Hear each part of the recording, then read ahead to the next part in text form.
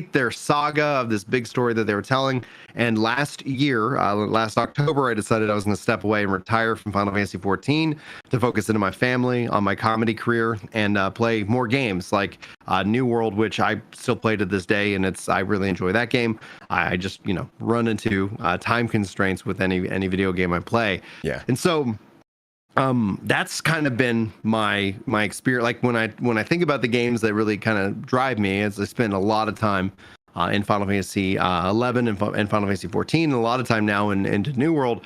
But one of the things that, like, with I guess the launch of Starfield, had me reevaluate. Like I was like, because there's all these things. Like the only thing prior to pretty much July 2023 is actually when I purchased Starfield, as Star Citizen.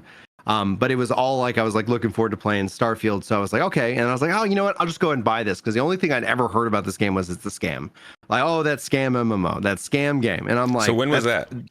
When did you start hearing about this game ever, like the first time? So I would say back in, I think the funding was in 2012. So I was hearing in 2013 about like, oh, Star Citizen, that scam game. I'm like, okay. All right. Like, I was just like, I was like, wasn't even on my radar whatsoever. But that's all the messaging that I've ever heard people say about the game. And so over the summer, I was like, okay, well, I'm looking forward to this. And I was like, you know what? Like they had some kind of ad that popped up on YouTube, and I was like, that looks really cool. Like the fact is like, that looks really cool. You know what? I'm willing to go and toss, some money into the pot, because whether it is or not, like whatever I like it or not, you know what? I'm just going to see for myself. And that's one of the things that I always, liked. I prefer personal reviews over any content creator saying a game is worth my time or not. I'm like, oh, I'll go try it for myself. But sure. I never ended up playing it. I purchased it, and then Starfield content really was popping off, and so I was like, well, I'm just kind of focusing in on that, and then Starfield came out. I went ahead and played that and beat that, and I was like, man, I really like the space games. Like I've always really enjoyed them. I don't really lean into post-apocalyptic games. It's one of the reasons why, like, Bethesda's other games, Fallout, for example, like I don't resonate with that. I resonate more with either fantasy or sci-fi.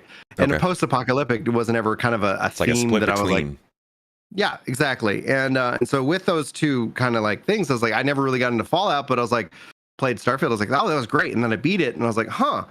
Well, it's like, and then what happened was CitizenCon comes out, and then all of a sudden, like I start seeing people talk about Star Citizen on Twitter. I was like, I own this game.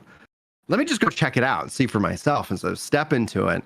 And it immediately felt like home, which is to say, like, when I go back to that Final Fantasy 11 route, it's like, oh my gosh, like this game's going to let me fail. It's not going to hold my hand. It's not going to sit here and say, okay, I got to log in and here's the 3 chores that I have to do before I actually start having fun. I've got a lot of critiques against the theme park, and I understand why theme park is so popular and successful. Can you explain that, by the way? Yeah, what a theme park MMO is? So the difference between, like, you have kind of these two mindsets. Theme park is just to paint a picture, is like, if you think of World of Warcraft, it is a quest driven, which that's where you get the majority of your experience. And those quests take you from kind of little hub to hub. And then it puts you on a pretty much a treadmill. So what theme park has evolved into is it's a huge race to level cap, and then that's when the quote unquote end game begins. And then you spend your time chasing more powerful gear that kind of gets doled out over time to try and keep you subscribed. So the player engagement is heavily focused around developer driven content. Sandbox ends up, in my opinion, is more focused in on player driven content and their mindset behind that. Does that make sense? Yeah, and so I think that distinction is important for a lot of people, because many people will look at Star Citizen and say there's not a lot of content there, and then other people will look at it and say, well, this is a sandbox, like there's so much content, and that sort of is important for a lot of people when you talk about how much there is to do. And a good example of that endpoint is real-time travel between points. A lot of games now try to reduce downtime and boredom, but creativity is the cure for boredom. And what you end up seeing is that when you give players that downtime, it encourages more social interaction. It encourages creativity in ways that people can then use to pass the time, and then using that sandbox to create unique experiences that the developers themselves maybe didn't even dream up of. And then you factor in, I don't know how much the team is going to be using it, but now you start factoring in like AI development tools. You could end up seeing that they could kind of really like be able to address things much faster and be able to like bring in so much interesting things just based off of what users do. So good examples of EVE Online being a sandbox and, MMO where you have these player, driven orgs, and battling themselves out. And then meanwhile, let's say for me, like I'm busy. I got a busy life. I have a large family.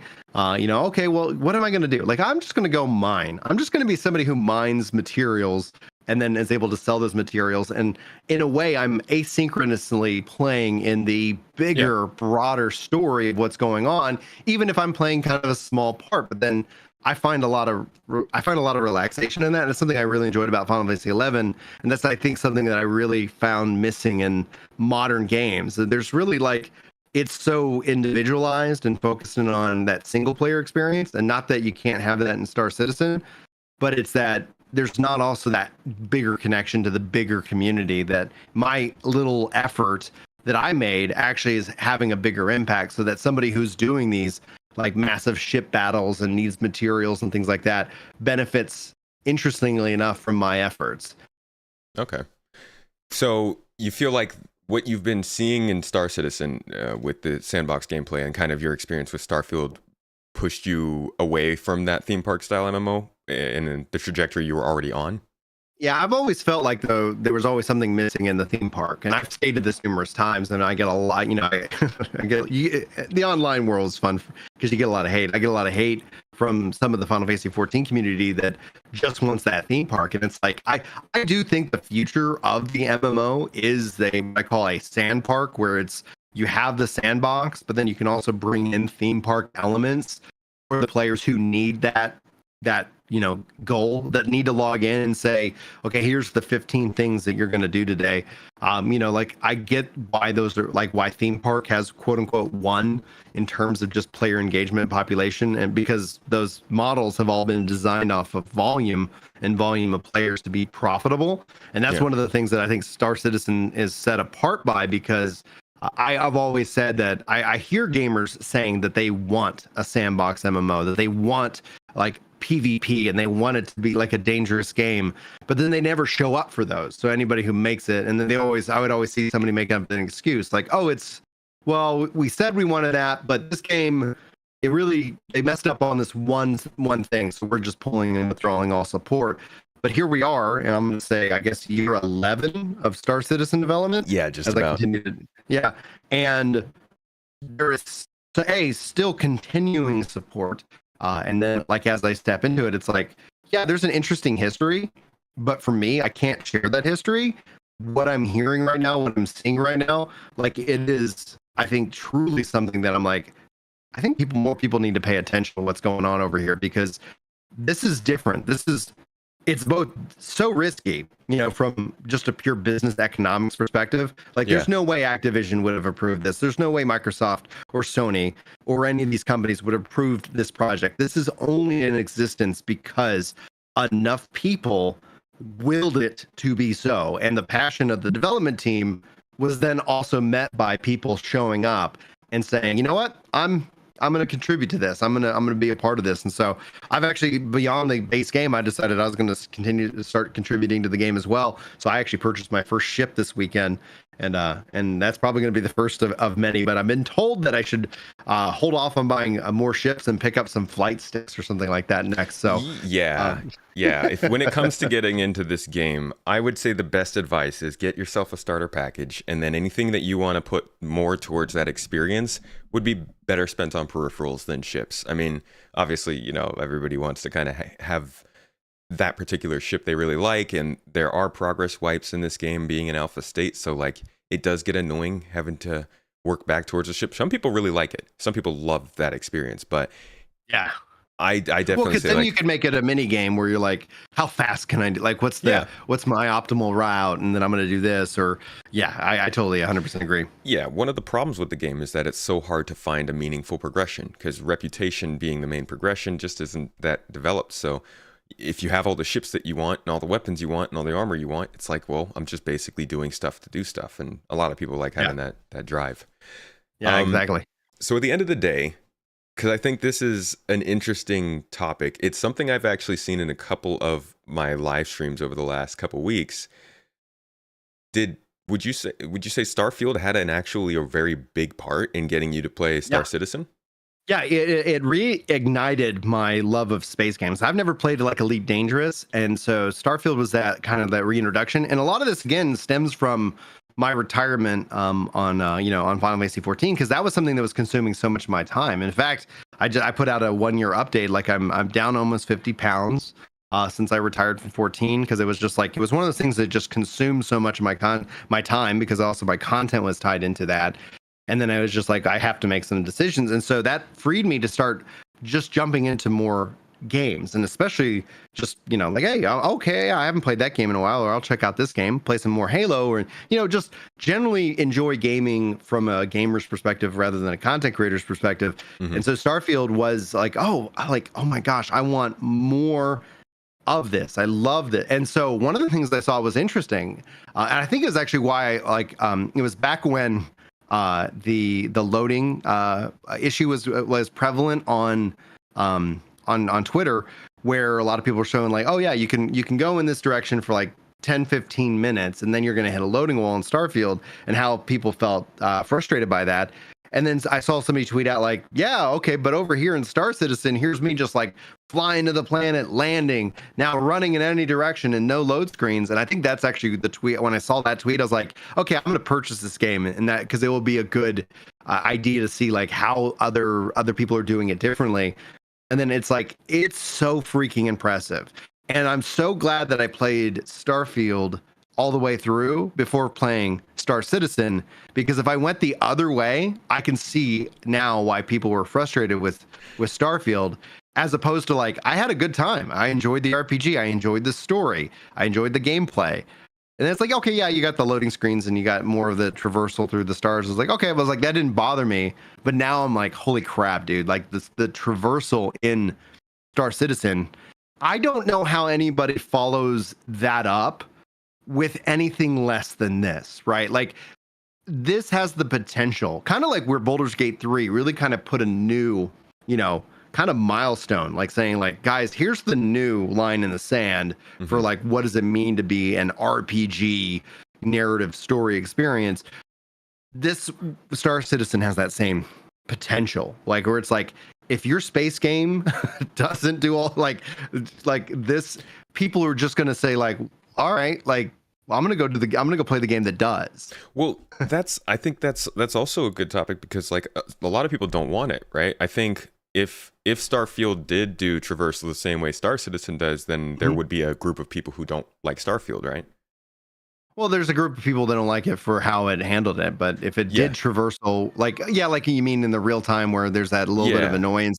Well, I think essentially like when you think about how you can go to the planet, like even I think if Starfield did this at just a base level where like you're on the planet, you can fly up, you can still fast travel. Like they can say, yeah, you just fast travel if you want, but you could be on the planet, fly up in the atmosphere, and then gravity boost, and then be basically at the next planet without having to go to these menus and do all these extra little things. Like No Man's Sky.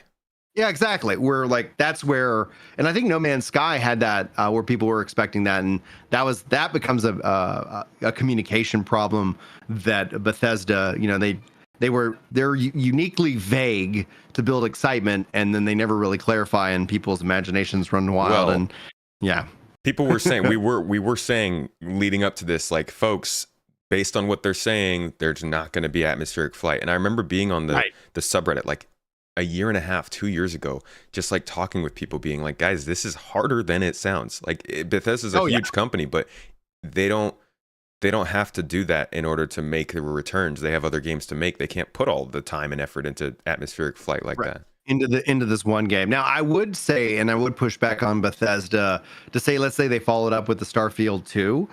I would say that they have to, that becomes a requirement. And that's what I mean with Star Citizen becoming a new line in the sand, to where it's like, okay, like this is what people are expecting now. And if you deliver less, your game's naturally going to struggle. Same concept with cross-play, cross-save for multiplayer games. You're going to launch on a console without like connected, connection to the PC version or whatever. Your game's going to suffer now, because what ends up happening is friend groups are going to go, oh, let's check out, oh, we can't play together. Okay, well, let's stick with the game that we already are playing, because you have to, it moves that, the requirements forward, in a good positive way, right? I think gamers win when things become kind of really established and say, this has got to be like, and that makes some challenging game developments much harder. We've seen that with the lack of kind of that, almost in a way, that mid-tier kind of game, where those have really struggled. Like Forspoken, coming out, a lot of people hating on that earlier this year.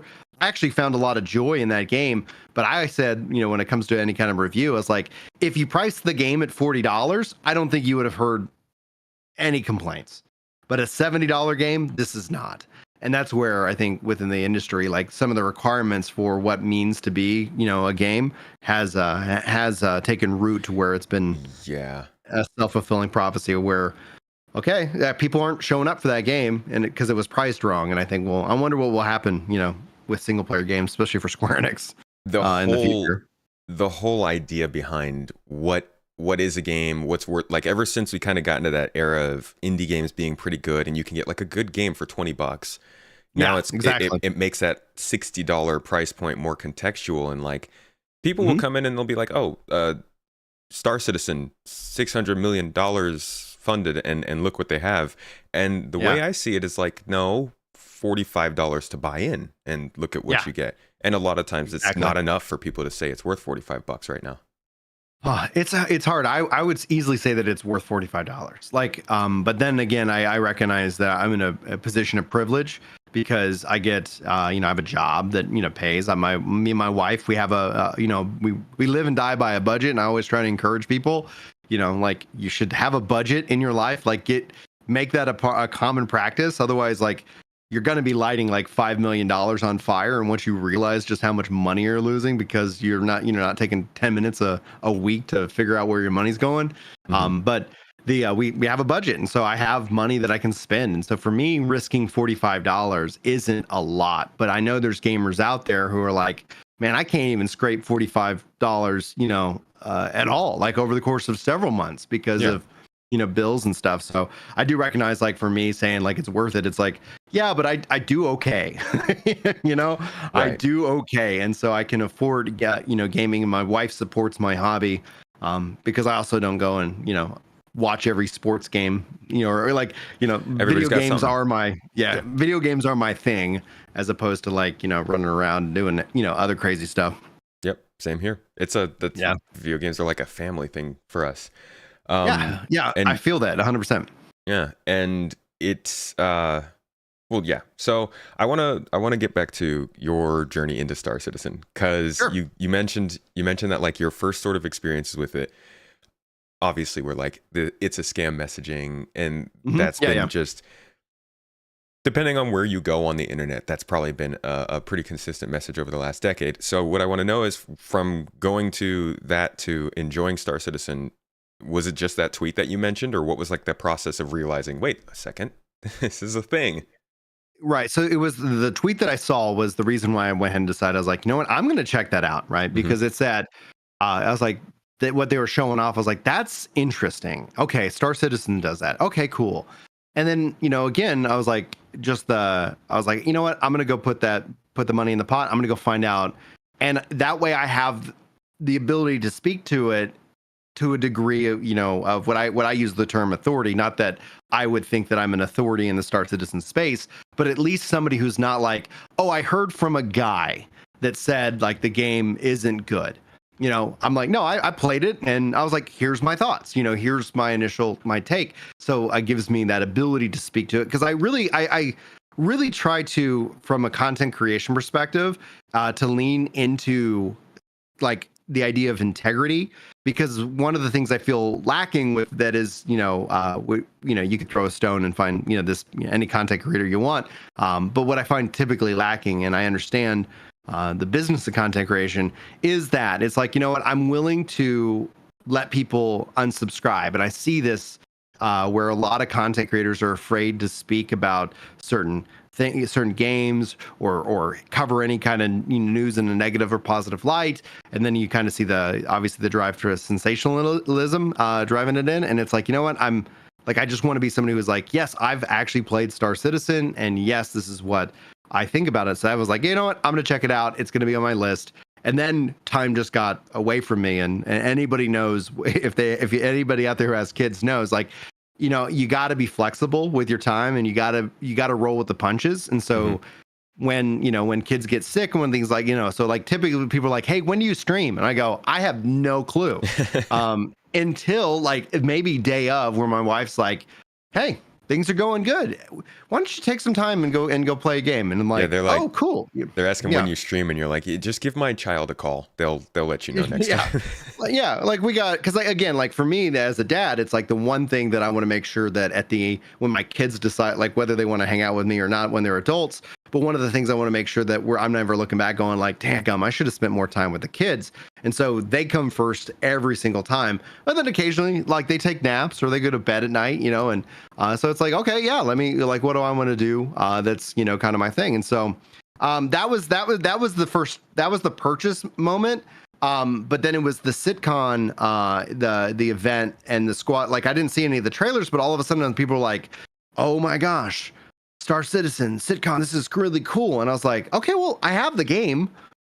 I'm just gonna play it. I'm just gonna step into it. And so I've been, like outside of like, kid time, like I usually get about an hour for lunch. I work from home. I'm a software engineer. That's what I do.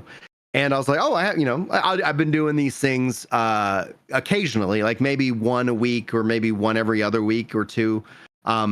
Where I'd call them lunch and loots, where I'm like, it's an hour. I'm going to schedule the stream. I'm going to take my lunch break and I'm just going to play a game. And so I scheduled, I was like, oh, I really like all the stuff is going on. I was like, oh man, I really want to check out Star Citizen. I really enjoyed Starfield, stepping into space game. Let's go.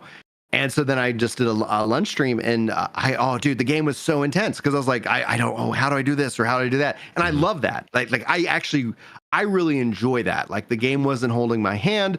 And the fun thing was, and again, back to kind of the fact that as being somebody who was streaming it, people, in my community show up, and the people are like, oh my gosh, people who play Star Citizen that are already a part of like, who are already following me, who are like, they love that. Gosh, I'm so excited that you're checking this game out. And I was like, oh, cool. Like, like I hadn't really, again, all the conversation up to this point was always like, anybody mentioned Star Citizen, it was like, that scam game. And it's like, so I'm like, all right. But I'm like, yeah, this is pretty neat. And so they're helping me out. I'm kind of learning the ropes, and I die. And it's like, okay, that's cool. All right, I'm going to try that again. And just the overwhelming community support infused that feeling that I had immediately when I stepped into Star Citizen. Like looking at the real-time transit, I was like, oh, I have to wait for the train?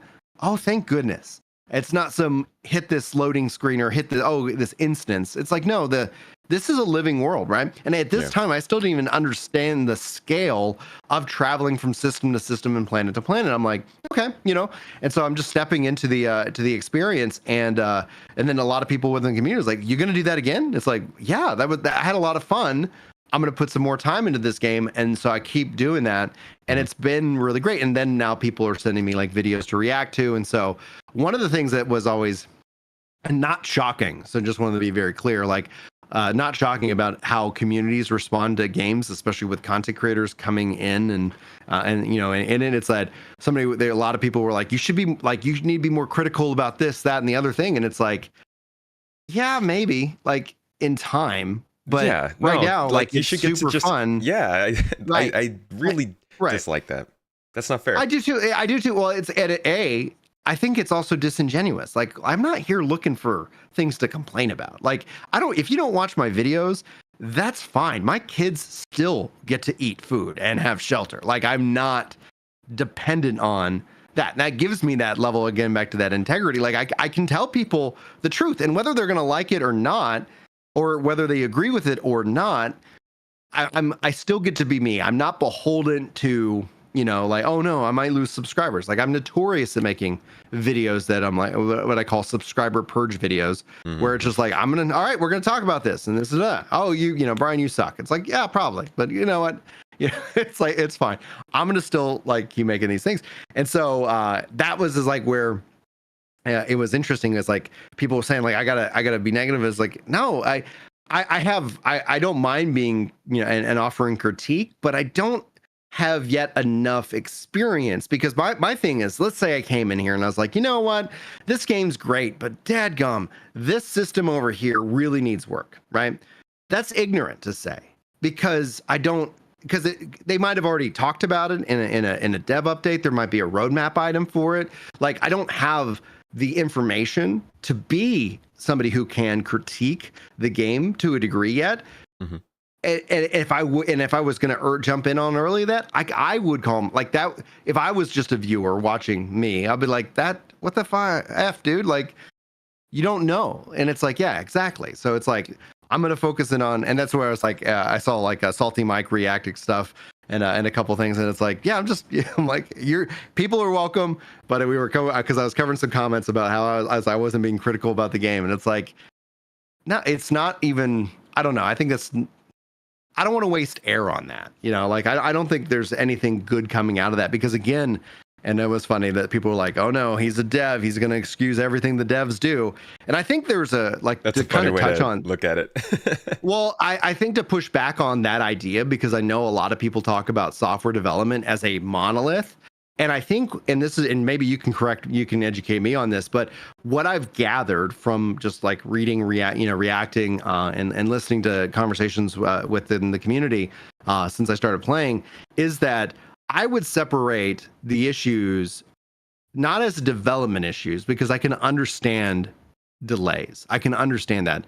I put that more into PR and visionary communication, where here's our vision, here's what we're communicating, and then people accepting that like as kind of the timetable. And so I split those up into kind of how things are communicated to the players versus like the developers actively working on creating things that do not exist. And that's the other thing. There isn't a real roadmap of, like, World of Warcraft redefined the theme park MMO. Everybody has to copy WoW, otherwise they have no chance in hell, because people are going to step into it and it's going to be like going from speaking Spanish to speaking English. It's going to be a huge, like, they're not going to know how to communicate, and they're going to get frustrated and leave.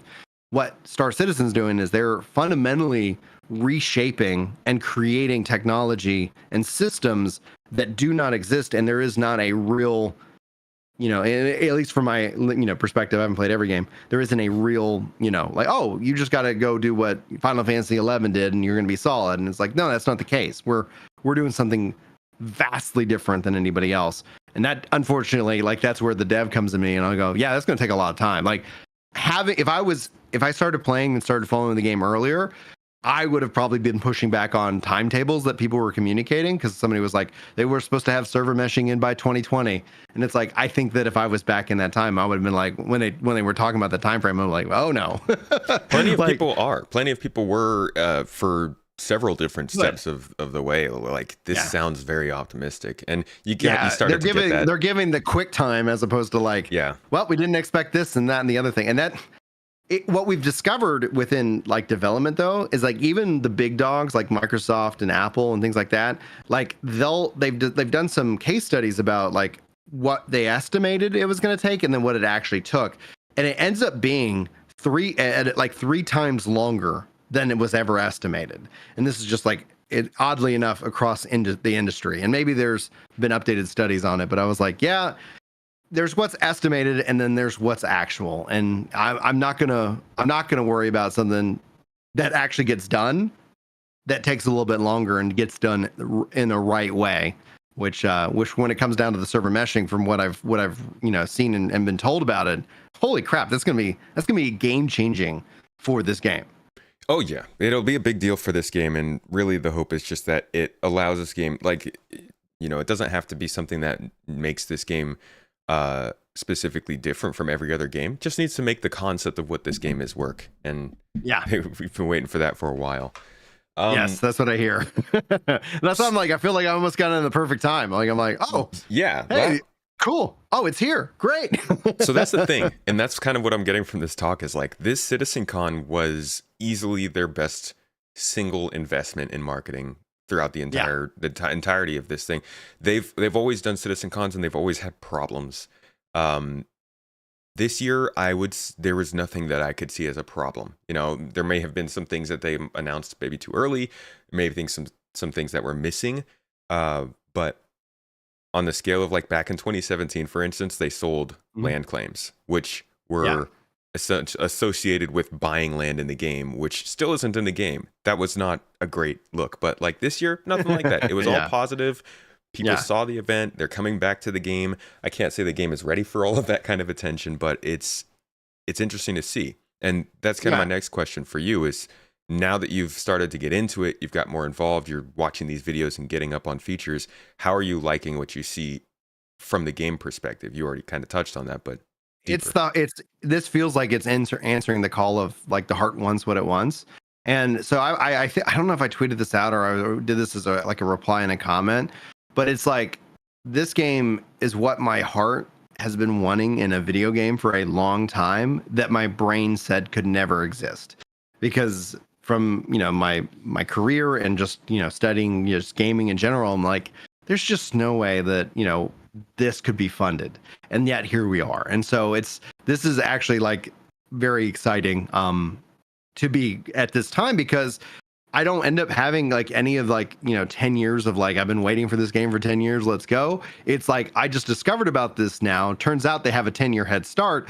And while I don't think the game, it's not coming out in 2024, like Star Citizen's not going to, or maybe even 2025, but where like, this is going to be something that I think is going to be a worthwhile journey to follow because of where they are. And one of the things I will say, like you brought up the CitizenCon and how that it went really well. That's what you want from your developer team, right? Like you don't want them to learn the same lessons over and over. Like, hey, humans make mistakes, right? So it's like, we messed up. Oh, okay, well, fix it. We fixed it, and now we're going to keep moving forward. Doesn't mean we won't make new mistakes, as long as we're not making the same mistake over and over again. Well, like that's the only thing that's annoying. What do you think? They do that. They sometimes do make the same mistakes. Yeah.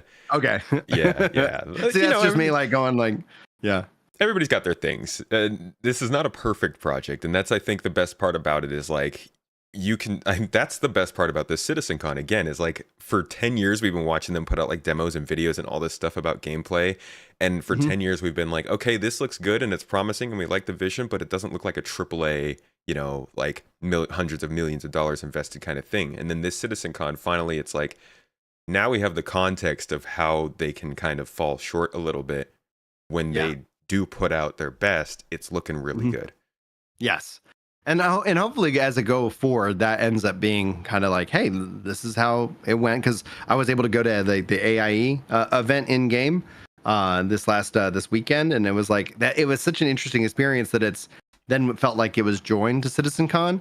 So it's like, attend in time or like virtually, and it was a fun thing to see. And it feels like the thing I say that I feel when I'm playing this game, like we're running around and one of the guys in our party pulls up their little comm, and forgive me for not knowing its official term, but like hitting F1 and bringing up your menu, and I could see his menu like while I'm standing next to him, because he like his character pulled up his arm and there was his menu. I go, the only reason why that's there is because somebody was passionate enough to put it in there. Somebody like the passion that I see even in the history and even in the failings, quote unquote, of marketing and communication and the development strategy here.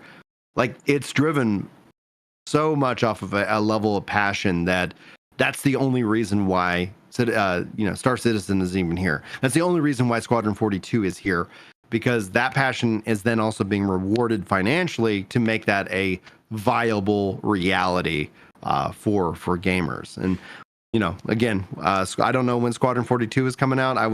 I hear they would like to target fall 2024. But for me, I'm not really worried. I'm like, I'll wait till when it's out, it's out. Yeah, and I don't think they've said when they want to target it all, but I think a lot of the community thinks it's 12 months out. I think Ooh, I think if they want to target 12 months out, then they should take 24. Yeah, I would say that too. Like that's where I was like because that's the answer that I got. People are like, oh, they were thinking about at the end of end of next year, and I go, huh. Like I would put it at a minimum 12 months. However, I was like, I was thinking like 6, 12, 18, 24-month blocks for development. So that's where one of the things that has always annoyed me about kind of the modern style of gaming, where people would do marketing betas. And the fact that they would call it a beta always frustrated me, because it's like, no, a beta is when people are playing it and we're really looking at telemetry and feedback for what to change. And we'll roll those changes, especially in game dev, out depending on in 6 months or 12 months or whatever, because it's going to take some time. But then the game launches next week. It's like all you're doing is a stress test, early access stress test. You're not doing a beta. And that's where it's a demo. And that's where I think a lot of marketing has muddied the waters and caused a lot of frustration that wasn't necessary within gaming. But that's where we are. And that's the beautiful thing about Star Citizen being an alpha. Mm-hmm. and remaining so. You hit that agree button, you're like, hey guys, it's work in progress. That's, you agree, I guess it'd be a touchy subject as well with this. And it's, it's the idea of like, yeah, I backed an alpha, but how long is it going to be an alpha? Like what's going to be included, all that. There's a lot of those details. But you being so fresh into the game, mm-hmm. We've talked kind of the feeling behind the game and the project and everything. How about actually playing the game? Because I'm sure you can tell that there are some systems that are like more alpha than others. Yeah, and that's where like my goal whenever I sit down to play the game is to always learn something new and basically add it as a real world skill. So this last example, last time I was playing, I was piloting some ships and learning how to really get and understand the flight controls, landing, taking off, and things like that. So it's that in and of that experience in and of itself is helpful that I'm streaming. I can understand somebody who wouldn't, if they were playing it and they weren't streaming it and they weren't looking up guides, how they can easily get frustrated. But from my experience playing it, I like failing, and I like when games let you fail to teach you about a system, as opposed to like basically making, if you think about bowling where you pull up the bumpers on the side. So it's like, yeah, I'll never go into the and throw a gutter ball. It's like, no, let me crash the ship and and go down in flames, because that actually reinforces the reality and the rules of the game, as opposed to making it something soft. So the fact that I got to eat food and drink and hydrate. The funny bug, I remember when I was like, well, how do I eat? And I found that they had some Gatorade that filled me up and also gave me that's nice. Gave me hydration. Yeah. But it was like I was next to pizza, and and chat was like, well, pizza's coming in a future update. And it's like, okay, I can see how like I can interact with this, I can interact with this, and I cannot interact with this. And what I end up running into, and I don't know if this is a bug or again just as I learn the game, is that sometimes I'm like, oh, I can't interact with this, and then it's like I wait a second, and then I can interact with it, and I'm like, okay, it caught up to whatever I was doing. But the I like the hyper realization. It becomes very more immersive. It feels like I'm able to step into a world that we can't step into ourselves, right? Like we're not going to go to another planet. We're not going to fly on a spaceship. But like in this world, I can, and it's so immersive that it feels way more grounded than something where it's just like, okay, yeah, I know I'm playing a video game. Like YOLO, and it's all throw it all away. It's such a alive world too. Like it's not because it's dead and the NPCs are standing on tables and not functioning, but like that interactivity that you're talking about. Oh, and it was like all had their arm just standing there with their arms wide out, and I was like, that's awesome. I don't know. It gives me a lot of things to laugh about, which is just entertaining. Well, I'm guessing you saw that at the CitizenCon. If you were watching CitizenCon, and the people were up on chairs T-posing. So it's like, it's been a while. Yeah, we've been doing that a while. So you mentioned that like you like when things sort of break and you like the immersive aspect of this. One of the big pieces of gameplay that they've been working on for probably 3 years now, and it's supposed to be coming into the game kind of slowly over probably the next year, maybe 2 years, is ship engineering. And this will be like, basically it's the whole simulated power and pressure and gravity system in all ships, space stations, and outposts. And we'll be able to interact with that. So one of the things they're bringing with that is the idea that your ship, you have to maintain it. You've got to, every once in a while you might have to get it repaired, or just make sure you're not abusing it, or else it might start having glitches and malfunctions. Some people, as you can imagine, feel this is starting to tip over that line of immersion and interest to too much, to making it a job. How do you feel about like the way that Star Citizen is going with that kind of stuff? So again, not trying to speak from like, oh, this is what this is how it should be. But the way, when you describe that, like I like that, because those kind of systems mean that money has value. When you start to devalue currency, you end up taking out the natural player driven incentive to do various different things, right? So all of a sudden there's the like wear and tear and repair. Now, should it be as meticulous as like where you want to play? Like, I think that what you could do is you could give somebody the ability to manually do this, or what I would do if I was designing the game. It's like, or you can, there's an AI component that's going to help you, kind of automate some of the stuff for you, but there's a cost to running that as well. So that way you can kind of streamline both elements, because the immersive side of it, like when we talk about engineering, and we're traveling through space, and you have a lot of people, especially on multi-cruise ships, like that brings a lot of value to being a multi-cruise ship, and giving people things that actually matter in terms of that. And then the maintenance of it, keeping your ships up to snuff and things like that, add to the immersion, but also add to that the demand of like, oh, this is something that is a part of the game. And that's where like a player driven incentive, how do you run, like, because it does run the risk of people feeling like, well, I got to log in today. It's like Star Citizen's become my full-time job. I think essentially you have the ability to say like, oh, you can do it yourself, or maybe there's this other thing that has a cost to it that will just make it a little bit easier for you to run. I don't know the right solution, because I actually lean more into I'd rather it be more immersive, and then give feedback on that, like, yeah, this isn't actually fun. And that's where they could go in with it's fully immersive, and then people are like, okay, the fun actually is this much, and then if you cut out like this much tediousness, then it actually just improves the overall experience. Does that make sense? Oh yeah, I am 100% in agreement with that, because when you look at a game like Star Citizen, like you said, they're building a very particular and impressive scaled game. Like, you can be a farmer, salvager, miner, medic, all this stuff, right? You can be just a ship engineer. Like, hey, I just come on and I manage shields because I'm the best at it. Exactly. And like, if you wanted to have somebody be able to do that in an MMO for 500 hours, it first, they got to get paid well for it, right? There's got to be opportunity, and then it also has to be deep. And you can't do that without building gameplay that A, some people hate because they want to hire somebody else to do it, and B, is just really complex.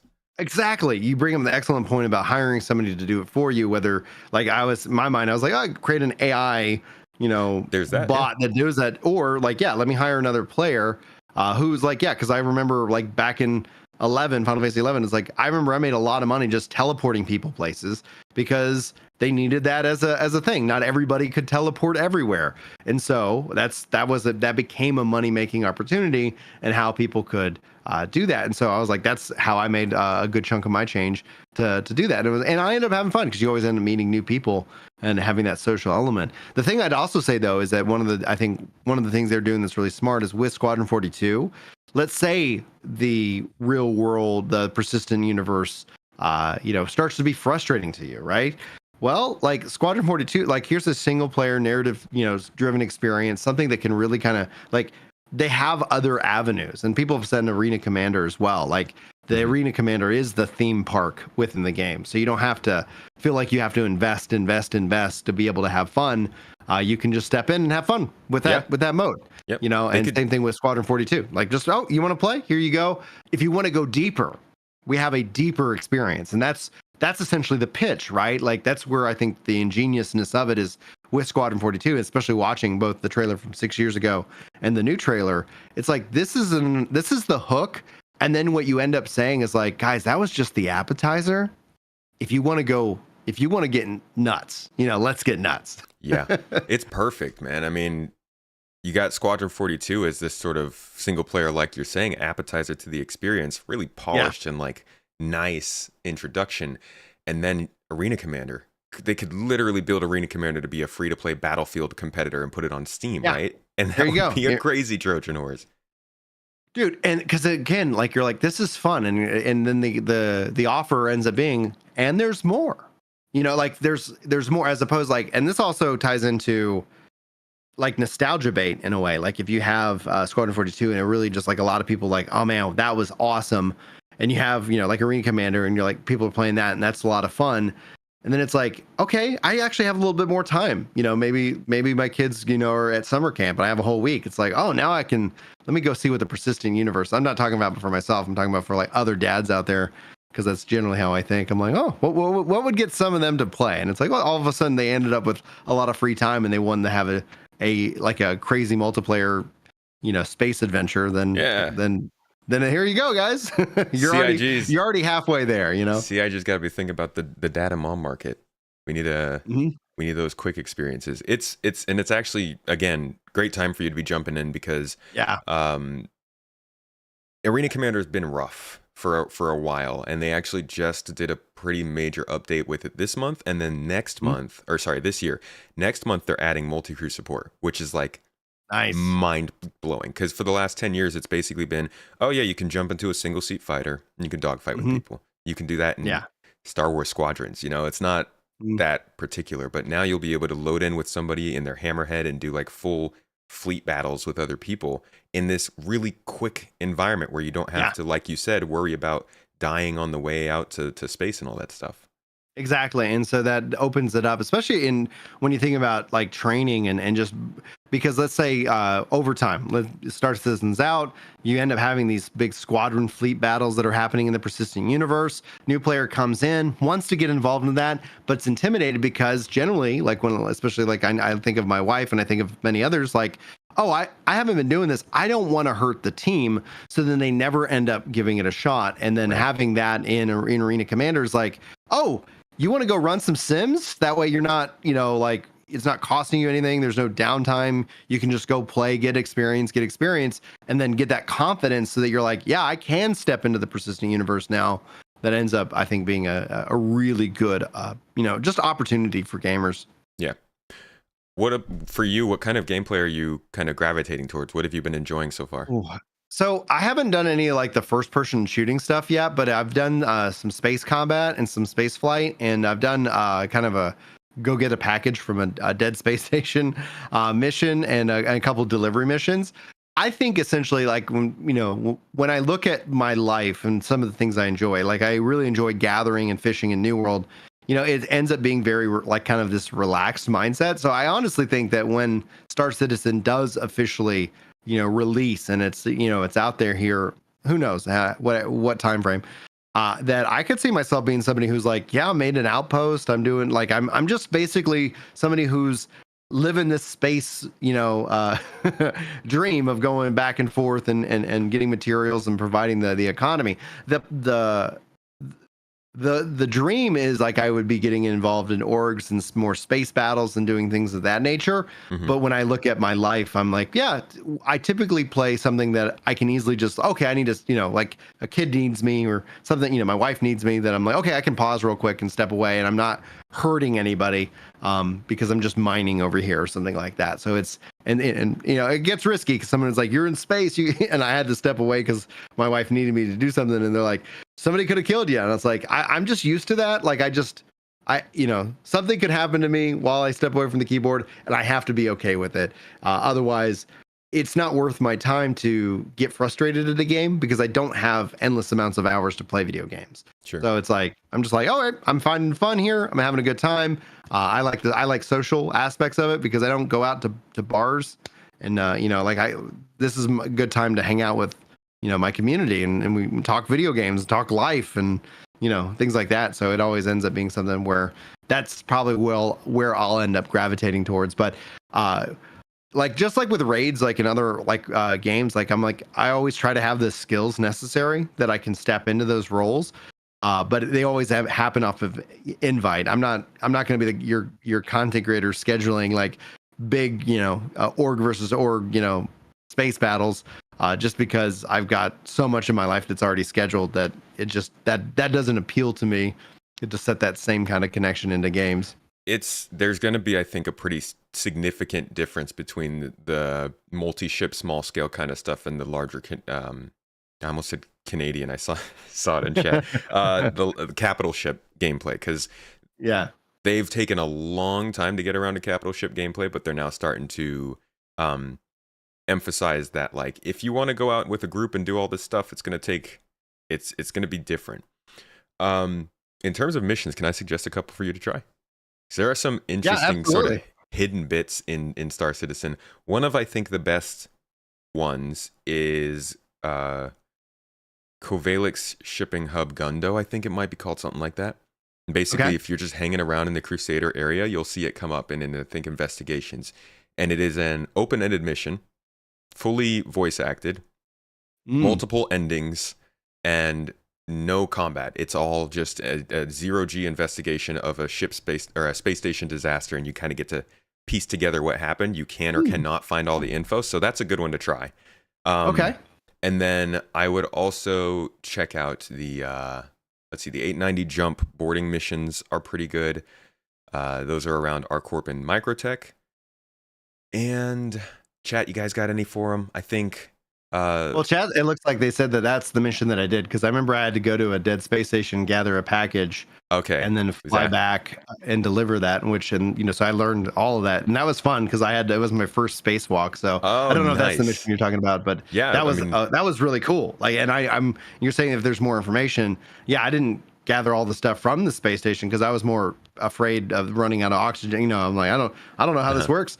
And obviously learning how to navigate in zero G. And I also saw Zero saying like I should get my older kids to man the ships. And yes, that is absolutely a plan as they get older. Right now, my oldest is 9, and so we've been introducing her to more complex games. But yeah, that's I love gaming with the kids, and that's where I primarily get my game hours in, is when we're playing like a Nintendo together. It's a very common joke both in and outside of the community. Inside of the community, everybody's like, "Yeah, I'm opening an account for my kid." Not even just a joke. People are seriously doing it because a lot of people had kids who are now able to play this game, which is strange. Well, it's been 10 years, man. And I would highly encourage people that to have children if you feel like that's something you want, because it's it's definitely worth it. It is work, but it's like it is definitely worth it. It's also like this game, if this game's anything like Eve or World of Warcraft or any of those games, it'll be around in 15 years. People will still definitely be able to play it. Oh, and I could think how cool would it be, because I always kind of say a family that slays together stays together.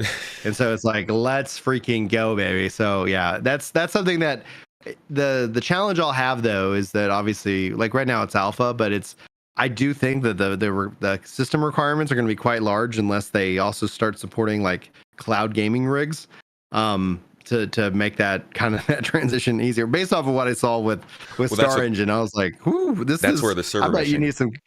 That server meshing will help in the processing and the simulation, but when it comes down to people's individual computers, like I think you're going to see, the rendering of it and actually taking in the information. I'm not saying that you need a godlike machine, but I'm like, I do have a very powerful rig, and it makes playing the game both visually, fun and exciting. But I would probably have to invest most likely into more PCs. And probably a space to play, because this office isn't actually that large. Yeah. So, it's like, man, it gets real hot in here now with because I got 6 kids. So it's like, imagine if me and my wife and the 6 kids were playing. Like, let's go. That's a server room right there. When me and my wife are playing in the same room, it's like 3 PCs running, and it's too much. But I'm going to be happy when server meshing makes it so that it's our computers that are limiting, because it's been too long that we've just, no matter what computer you're using, you're always dealing with those same problems. I would love to know that if I could update my computer, hey, the game would be running correctly.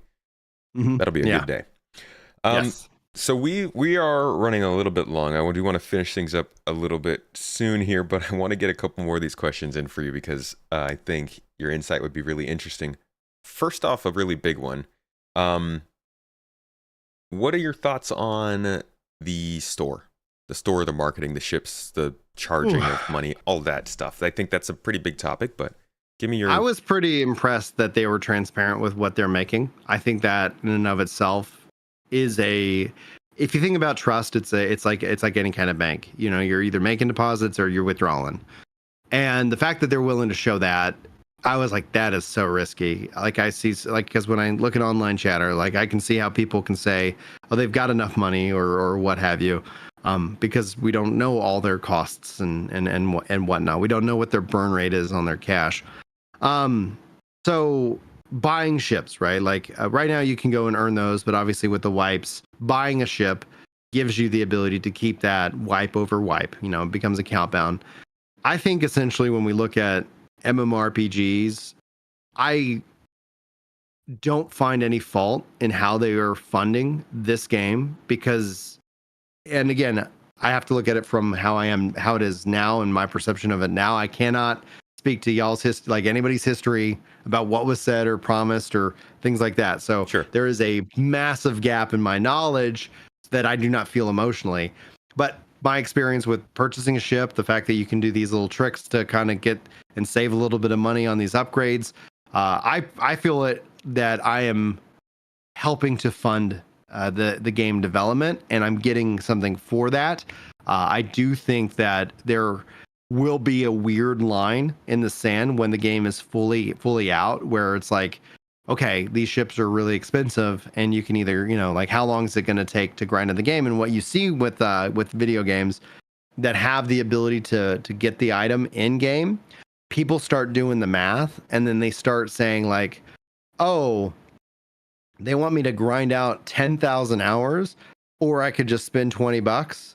Here's the $20, right? So it's like there ends up being some, I can see some future frustration, but I personally don't have any problem with them and how they've got their store set up and what they're selling at this time. And if that changes, I'll let people know. But it feels like it's pretty much like they're reporting how much they're making. They're showing off like here's what's happening, and you as a player can choose to opt in or opt out of that. It does not feel mandatory to do anything. I did not feel like I had to buy a ship this weekend. I wanted to buy a ship this weekend. Did you feel like the first time that you were getting into figuring out how to get the game, it was straightforward enough for you to... Yeah, the starter package was pretty straightforward. I'm still somewhat confused on upgrades. So what I can gather is that there's a starter, and then you can choose to upgrade your ship to another ship. But I'm like, I want to keep my starter ships, you know. So I was like, I'll just buy them outright. So I think that that the buying the base game I thought was pretty straightforward. It's like, okay, yeah, what's the low end price? I'm gonna spend that, and then now I'm like, okay, having gone on with it, I was like, okay, how can I support this game? And how much money do I have? And that just comes down to the budget. So that's where I always kind of go back to. It's like I know a lot of people have out of control spending habits, and that generally leads to more online frustration. But set a budget. And if you're not happy, don't spend money. And if you are happy and you want to support, spend money. But I don't feel like any point in time they're like, Brian, if you want to have a fun experience, give us this money. And it's like, no. They're inviting me. And then I like that approach. It doesn't feel heavy-handed. But maybe the other people disagree. Well, I can only speak for how I feel right now. No, I think I'm mostly in agreement with you. The game itself is pretty accessible for the base price. I mean, it's almost completely accessible. Really, the only time it becomes a problem, I would say, is sometimes some of the marketing stuff they do is a little weird. Some of the emails they send, it's a bit much. But they also have this practice of you release a concept... you release the new ship, right? We got, let's say, salvage gameplay back in March, and there were two ships that had it, the Reclaimer and the Vulture. I think you could earn the Reclaimer in game, but it's like 15, 18 million, I don't know. The Vulture, though, wasn't released into the game until I think either September or October. So for around 4 to 6 months, you basically had to pay money in order to do that specific thing. Now that does not happen very often. Most of the time, there's already a ship in a game that has that gameplay or something like that. But those kinds of weird scenarios can pop up, and that's generally, they add up, and it starts to get people. That's one of those like withdrawals of trust, because it's like, okay, yeah. So that's where it's like, yep, that's. I could see how people are frustrated. I think I'd be frustrated if it was like, oh, but I want to grind that out, and it's like, oh, you gotta wait. It's like, oh, come on. Yeah. So there are some annoyances there, and at the same time, I think there's always going to be concerns about how this ends up going in the long term. Like I definitely see a ship problem in the future, because it'll be interesting. You'll have to pay for your ships, right? You have to pay for their storage, you have to pay for their hangars, you have to pay for their maintenance, or you can just leave them and not fly them. But then it's kind of like, well, why did I buy them? And a lot of people have bought dozens and dozens of spaceships that in the future could end up being a problem for CIG when there's anger when they can't use them. So I think there's a lot of questions and unsurety surrounding the ships and the ship sales and how that all will factor into the game long term. Yeah, and that's going to be something that they need the team needs to make sure they communicate, figure out, and have a plan for that, so that you're not sitting here going like, because one of the things that I know I want to save up for is I do want to get the reclaimer. It's like this thing is insane. Like this is so cool. And so it's like, but that's going to be neither here nor there. We got plenty of time. The reclaimer is beautiful. Oh, it's so cool. Beautiful, man. I rented it and got to fly it this last weekend, and I was like, it's insane. And I like how different ships feel differently, so it's not like, oh, this flies like every other ship. Nope. So I was like, this is cool. Do you have any favorites? Well, I haven't flown that many. I was lost in Walmart. He's a part of the community. He had a 2-seater, so I was in the gunner position, and he was flying, and I don't unfortunately know what ship that was, but it was cool. Like, it was really fun to be able to like load into the turret and just be able to like, that's all I'm focusing on while he's flying. And then I have, I guess, my starter ship, which is pretty straightforward. Aurora? I believe so. Yeah, I gotta get you in with our org and show you some of the different ships and stuff we could do with them in this game. We'll have to set something up for that. Well, I agree. That sounds like a lot of fun. I was like, because also rocking around AIE and seeing all the different ships that they were showcasing, and the new one that they just added, I was like, oh man, I don't have it in the budget this month, but I think I'm gonna have to. I want to purchase that new one that looked very alien-esque, or something like that. Yeah, the Suilin. It's nice at IAE when you can just rent all of the ships and try them out, and that's one of the cool. One of the best parts about this game too is like you can play the game for free like 4 times a year and check out, how is it changing? What are they doing? You don't have to pay the money. You don't have to do anything to get your own first person progress update on it, which I think is a nice touch with the game as well. Yeah, exactly. All right. Last couple questions. How does covering this game differ from your normal kind of content like Final Fantasy or other types of games? I've done more reactions. I usually don't do reaction content that much. So I've done a lot more reactions because people are like, oh, and the nice thing about that is I've reached out to the different creators. I'm like, hey, can I react? I try to, because I have like very strong views on reaction content, because having been somebody who creates videos and gets reacted to, I know that there is a massive diminishing return over time. So whenever reaction content's discussed online, there's people who are adamant defenders of it. And I think the solution is a YouTube solution. YouTube just needs, because YouTube already has the solution, and it's for the big companies and it's for the shorts. And it allows you to link your video to that one. And if they ever gave that ability to link like source videos to reactions, then I have no problem with reactions at that point. So I try to be very mindful of anything that I'm reacting to, because I know what it's like as a creator to get reacted to and see your video just get crushed once that reaction gets posted. And there's nothing you could do about it unless you want to become a pariah within the content creator community.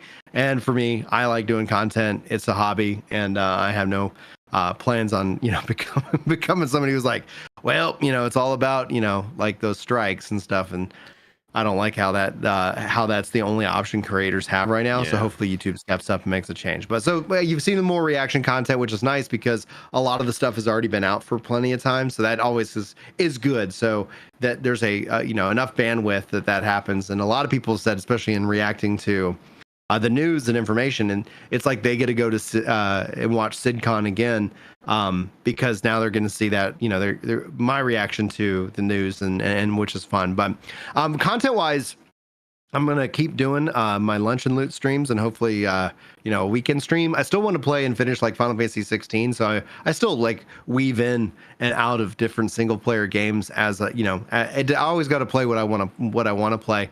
Otherwise, it just doesn't become fun. But Yeah. I've got a couple of video like subjects that I was like, oh, people have asked my opinion about, and so I was like, oh, I'll sit down and film that. And I don't really have like dramatic plans about like, all right, like I'm gonna cover like every bit of news, because like I don't know, I'm having fun, and my whole philosophy with content creation is like, oh, I'm just gonna make the video that I feel like I want to make that day, or or work on a bigger scripted project. But yeah, I usually kind of I usually just kind of throw stuff against the wall, see what I like, and then keep what I don't. I mean, keep what I like and throw away what I don't. Nice. So you're looking to keep diving more into Star Citizen. You think you'll still stick to sort of general content in other games, but oh yeah, and I don't, I think variety is a really important thing, especially as gamers. And one of the things that I see a lot of content creators do is they focus in on where their growth is coming from, and then they feel like they end up getting trapped. And it's that, no, like I'm still gonna talk about other games that I'm interested in. I'm still gonna play other games, and I'm still gonna keep playing Star Citizen. So it's not like I think, and again, I know variety is a very hard thing to grow as, but I'm not trying to be a content creator who grows. I'm just being somebody who's like, I'm going to talk about this. This is important to me, and I'm excited about this. I'm going to share that, and if people want to respond to that, then they can respond to it. And if they don't, that's perfectly fine. Again, my kids do not, their well-being does not rely on my video performing well, and so I have that level of freedom where I know there are big content creators who do not have that freedom, and they've told me like, man, I wish I could sit here and talk about this or do this, but I can't because I know I'm going to lose subs. And it's like that's their importance. And I'm like, no, I think it's about being honest and having fun. And so, like you'll still, like, if you do check out my content and channel, like I'll post on different games, like whatever, like I want to, in that regards. And I try to like hit a couple of different topics each week. And I like to sit down and look at the comments and see what people are talking about on the videos, and then, craft that. And I try to again, I'm bad at publishing any kind of schedule, but I try to communicate in advance as advanced as I can. Like, okay, because like I remember somebody was like, I'm looking forward to your next Starfield video. Star Citizen video. And I was like, oh, cool. Yeah. Like right now I'm thinking that's going to come out on Friday. And it did. It came out on Friday. So it's like, it's like if you're like, hey, when's this, coming out? You just got to either check back on the channel, you got to hit notifications, or if you're in the Discord, you'll get pinged for whatever role like you're following. So like, if you're not interested in New World and I post on New World, like you won't see that notification.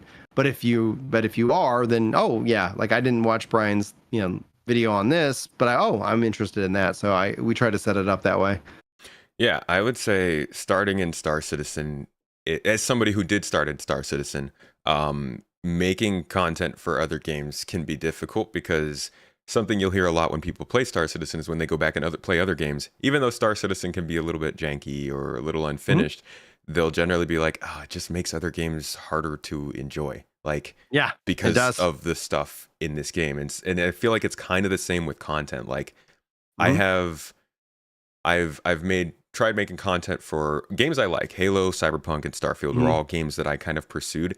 And every time I'm like, man, making that content is not as fun.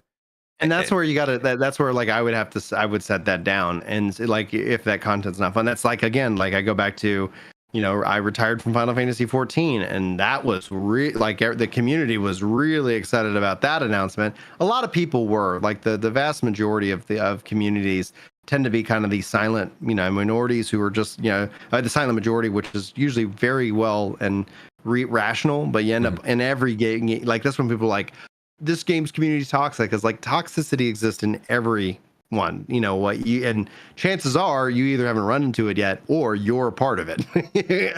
You know, you're too close to it because you don't see it because you nonsense. are it. Just doesn't exist. Nonsense. Not at all.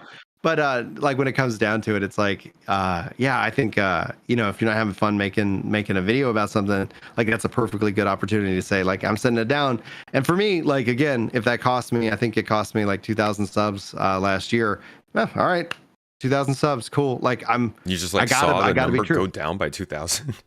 Oh yeah. I was on like one specific video it was like 700, another one was 500, another one was like 300. Wow. So it was like, it was just like, okay, because somebody was like, I'm just only following you for that content, and now you're not making that content. And I'm like, I get it. Nobody owes me anything, right? Like, you don't owe me a follow, you don't owe me, any of your time. But if I earn it, like, that's cool, and we can have a real conversation about it.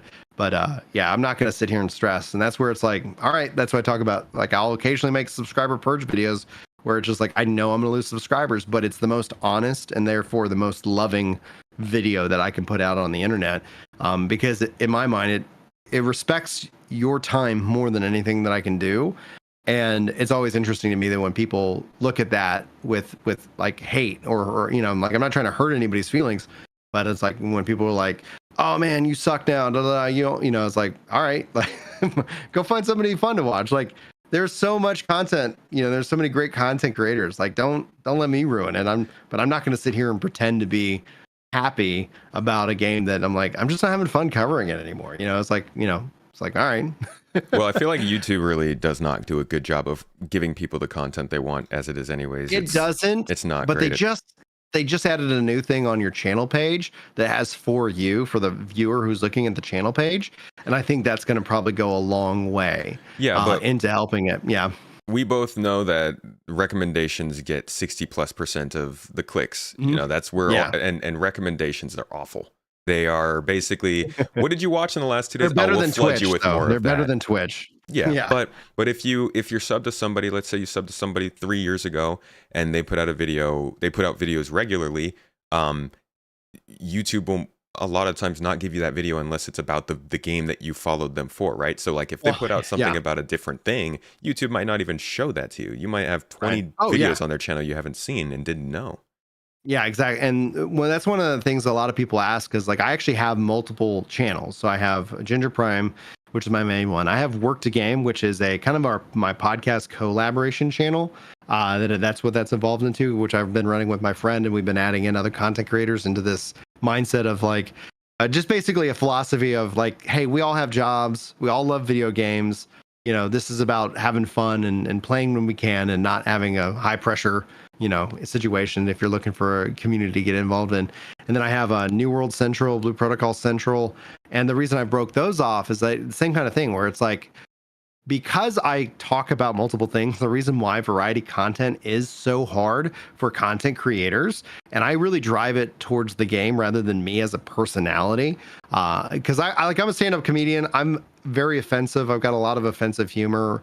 I have a lot of non-offensive humor. Like, it's just that, like, I get that I'm an acquired taste, so I try not to make it about me, and I try to make it about the game, and then just kind of covering the game in a way that I wish I would see more people cover games, and not that they don't. It's just, you're right. YouTube might not even, that's why the best thing you can do for a content creator that you like is actually share out their content with people that because that in and of itself is the best recommendation system, hands down. Yeah. But when it comes down to it, I'm like, okay, well, I really want to make a video about New World. Well, I'm going to post that over on New World Central so that people who subscribe for New World content only get New World content, and then they don't skip a video, because when you're doing variety and somebody watches a video, skips a video. So if I did a couple of videos that people were like, oh, I just subbed for Star Citizen, and Brian hasn't talked about Star Citizen in a couple of days, like, it's going to start, it might not even push the Star Citizen video out to those who subscribe for Star Citizen content. And so you have to be very kind of mindful of that. And then somebody who publishes a lot of content, it's like, it's just something where I'm like, I just can't worry about it. Like, this is what I want to sit down and talk about today. I'm going to just post it. And that's where, when people get involved in the Discord, it means way more, because that means that they get the notifications that they actually really care about, versus, like, that's why, versus me trying to, like, I don't do it, but that's where you see, when I see content creators who go full time, start to sensationalize their content, it's because if they don't and you don't click on the video, they're going to get punished for it, and they know that, and they're looking at the numbers and the math and realizing they're not making enough money for rent. Yeah, and that's why like the way that YouTube is trying to push that kind of stuff is just not great. Yeah. So that honestly, that about wraps up our time here. I think I don't want to take too much more of your time. I'd like to thank you though for coming on to talk about your experiences with the game. It has been a good time to join, as we said, and CitizenCon has set us up for some good stuff. Is there anything maybe that you've seen, like new upcoming features that are like the most the engine upgrades and the UI? Yeah. It's weird. Like one of the things I've complained about as somebody who's like, I've got really good vision, but people were like, oh, you missed that notification or you missed this. And it's like, I'm actually not, I'm looking at it and I'm not seeing it. And so the new UI updates with the kind of the menus and the fonts and how they're doing stuff, I was like, I can see that. So watching that piece of it, I was like, oh my gosh, that oddly enough is the thing I'm looking forward to more than anything else, because that means I'm going to be able to see things just a little bit more clearer and have an easier time with that. And then they showed off the inventory as well, and so I was like, it's crazy, but that's where I was getting the most excited for, was this quality of life features. Yeah, the quality of life is freaking great. Our life has not been like, super it wasn't quality. Content. Oh, yeah, man. It wasn't content, it was quality that they got me. It's like some of the things it's fun to tell people, be like, just 3 years ago in this game we couldn't even send money to each other. Like the inventory wasn't working until 2 years ago. Like, it's funny to look at how recently significant things came into the game, and just how much of quality of life is just starting to become more of a focus over the last year. Yeah. So good timing, man. For anybody who wants to check out any of the content we talked about over the course of today, or see more of your stuff, where can they find you? Well, you could primarily start with Ginger Prime on YouTube. It's like if you do the @tag Ginger Prime Gaming, and that essentially just opens you up to any of the other content I make, whether it's comedy or what have you. So if you start there and just kind of check out what you guys want to check out, and hopefully you enjoy what you end up seeing and hearing, and get involved in the Discord, which is linked all in my description of all my videos, if you're interested in playing together or hanging out, etc. Just I always try to remind people, is like, it's like I can't commit to a streaming schedule, and that makes my streams both fun, but also they tend to be anywhere from 1 to maybe no more than 3 hours. So I try to schedule those in advance, but just note that I don't know when the next time I'm streaming is. It could be tomorrow, it could be next week. Yeah, I think everybody understands that completely. Streaming is insane. Trying to set up streams and make them work on a schedule, especially with everything you have going on in real life, is nuts. So I don't think anybody blames you. Yeah, and that's the thing. It's like, this is about fun. We're having a good time. If you can hang out. If not, no worries. Like, I never want anybody to feel pressured to, no, I get it. Like, enjoy your life. Find things that give you joy, and do that. And if for some reason we align, for a schedule once in a while, awesome. If not, hopefully soon. All right. Well, folks, all the show notes for Ginger Prime will be linked down below, all of his links will be linked down below in the show notes. But as always, you'll be able to find the episode posted probably in the next couple of days. If you're watching this after the fact, then you found it. But it'll be on YouTube, audio platforms, or wherever you get your Space Tomato content normally. Maybe like a pigeon delivery. I don't know. However it happens, though, happy to deliver. Thank you again for joining us for this little bonus episode. We'll have our normal episode out again next week, and also our previous episode just came out. Ginger Prime, thank you one last time for joining me. I hope you've enjoyed the show, and we can do some more content in the future as well. Yes, that sounds like a great plan. And thanks for having me, and thanks, chat, for hanging out. I really appreciate all the different messages. Lots of positivity, which is always really refreshing when people are this excited about like what's to come with the future of this game. Oh, it's great. That's the best part. It's just positivity, passion. Guys, sorry about the camera and some of the audio stuff. Just a little bit internet connection problems with this one, but should be good all in the recording and next week. So I'll catch you in the next one.